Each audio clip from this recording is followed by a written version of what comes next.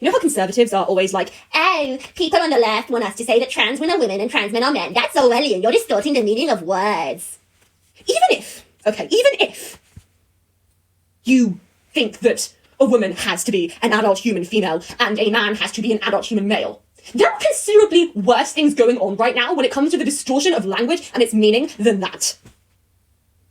What I would say is considerably worse than calling a trans man a man and a trans woman a woman is the fact that on social media, you have to call a gun a pew-pew and rape, grape, the grape emoji even, in order to have your video be seen by literally anyone, the vast majority of the time, unless you've got a trend like this one that's going on right now, which I'm currently participating in, right?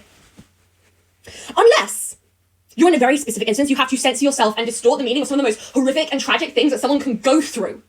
I think that's a considerably more egregious distortion of speech and institution of an Orwellian dystopia than calling a trans woman a woman and a trans man a man.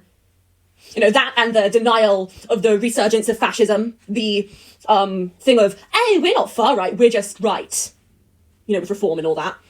People saying that, oh, the Nazis were technically socialist, when we know that when we're talking about socialism, right, just because the Nazis might technically have incorporated a specific philosophy that called itself socialist does not mean that it has anything to do with Marxist philosophy. Yes, there is a Marxist aesthetic within Nazism, which is why it's so appealing. But it's absolutely not socialist. It comes from a completely different... I mean, yes, you can say that it's, I forget, but like, calling Nazism socialist is considerably more Orwellian than calling a trans woman a woman and a trans man a man. I think we need to just have a massive reality check and realise that if we are entering an Orwellian dystopia, which I think we already have, it's far worse things than calling a trans woman a woman and a trans man a man. Because calling a trans woman a woman and a trans man a man is basic human decency.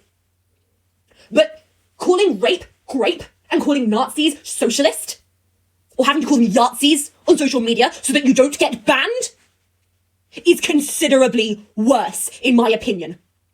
Those two things are not at all comparable and need to actually have a reality check. Otherwise, we are fucked.